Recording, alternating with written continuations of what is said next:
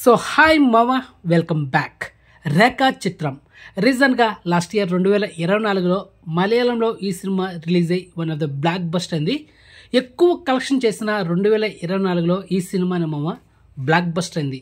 And రీసెంట్గా ఈ నెల మార్చి 7న ఈ రేఖా చిత్రం సోనీ ఓటీటీలో 4K వర్షన్లో తెలుగు, తమిళ్, హిందీ, కన్నడ, మలయాళం ఇలా మల్టిపుల్ ఆడియోలో ఈ సినిమాని స్ట్రీమింగ్ చేశారు. ఆల్రెడీ మీకు ఎప్పుడో 1 మంత్ బ్యాకే ఈ సినిమా గురించి రికమెండ్ కూడా చేశాను. సినిమా చాలా బాగుంటుంది, మిస్ అవుద్దని. సో మొత్తానికి ఈ సినిమా ఏంటి, దాని కథ ఏంటి, మొత్తం ఈ రివ్యూ వీడియోలో మనం మాట్లాడుకుందాం. ఇంతవరకు ఈ సినిమాని చూడకపోతే ఈ రివ్యూ చూసిన తర్వాత సినిమా చూడాలో లేదో మీరే డిసైడ్ చేసుకోండి. ఇక స్టోరీ విషయానికి వస్తే మామ, ఒక పెద్ద ఆయన తన కారు డ్రైవర్తో ఒక ఫారెస్ట్ ఆఫీస్కి వస్తాడు మామ. తన కారు డ్రైవర్తో నువ్వు ఇక్కడే ఉండు, నేను వెళ్ళేసి వస్తానని వెళ్తాడు మామ. నడుచుకుంటూ వెళ్తాడు, ఒక ప్లేస్లో కూర్చుంటాడు. తన ఫోన్లో ఫేస్బుక్ లైవ్ పెట్టి కొన్ని సంవత్సరాల ముందు నాతో పాటు మిగతా 3 వ్యక్తులు ఒక అమ్మాయిని కలిసి చంపేశాం, నేను కూర్చున్న ప్లేస్లోనే ఆ అమ్మాయి డెడ్ బాడీ ఉందని చాలా ఆవేదనతో ఆ పెద్ద ఆయన చెప్తాడు మా ఫేస్బుక్ లైవ్లో. తన దగ్గర ఒక గన్ను ఉంటుంది, ఆ గన్ను పాయింట్ బ్లాక్లో పెట్టి కాల్చుకుని చచ్చిపోతాడు, సూసైడ్ చేసుకునేస్తాడు. ఇంకా ఫేస్బుక్ లైవ్ కాబట్టి ఆ న్యూస్ తెగ స్ప్రెడ్ అయిపోయి వైరల్ అయిపోతుంది అనమాట. ఈ విషయం తెలుసుకున్న పోలీసులు ఆ స్పాట్కి వచ్చి ఈ పెద్ద ఆయన ఎవరు, ఎందుకు పాయింట్ బ్లాక్లో కాల్చుకుని చచ్చిపోయాడు, ఎందుకు ఇలాంటి స్టేట్మెంట్ ఇచ్చాడు, అసలు ఒక అమ్మాయిని చంపాల్సిన పరిస్థితి ఏంటి, ఇతను చచ్చిపోయాడు ఓకే, కానీ ఇతనితో పాటు మిగతా 3 ఈ అమ్మాయిని ఎందుకు చంపాల్సి వచ్చింది, అసలు ఈ అమ్మాయికి ఈ నలుగురికి ఏంటి సంబంధం అనేది మీరు సినిమాలో చూస్తారు మామ. ఓకే, అదైతే నేను రివీల్ చేయను. అండ్ అదేవిధంగా మన హీరో ఒక కేసు వల్ల సస్పెండ్ అవుతాడు మామ. తిరిగి ఈ కొత్త కేసులో మళ్ళీ రీజాయిన్ అవుతాడు, ఎందుకంటే మన హీరో ఒక సిన్సియర్ ఆఫీసర్ అనమాట.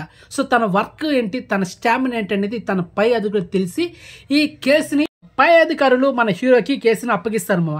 ఇంకా మన హీరో గమ్ము ఉంటాడా, రెచ్చిపోతాడు, ఇన్వెస్టిగేషన్ స్టార్ట్ చేస్తాడు మామ.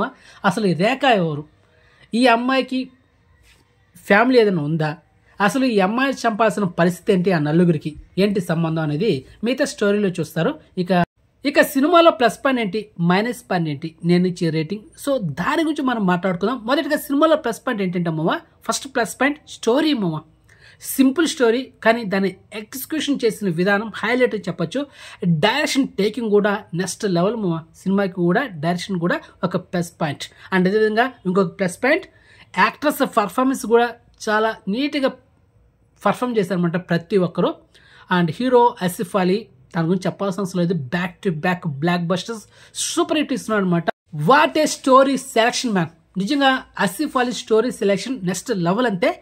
ఇక సినిమాలో బ్యాక్గ్రౌండ్ మ్యూజిక్ కూడా చాలా బాగుంది, ఇది మా సినిమాకి ప్లస్ పాయింట్. ఇక మైనస్ పాయింట్ ఏంటంటే, సాధారణంగా ఇలాంటి మలయాళ మూవీస్లో మనకు తరచుగా వినబడే ఒకటే స్లో నేరేషన్. ఎందుకంటే స్టోరీ వాళ్ళు చెప్పే విధానం చాలా ఫాస్ట్గా ఉండదు, స్లోగా వెళ్తూ ఉంటుంది అనమాట. ఈ సినిమా కూడా అలాంటి స్లో ఫేస్డ్ మూవే. కాస్త ఓపికతో చూస్తే కనుక ఈ సినిమా కూడా మీకు నచ్చుతుంది, మిమ్మల్ని అయితే డిసప్పాయింట్ చేయదు.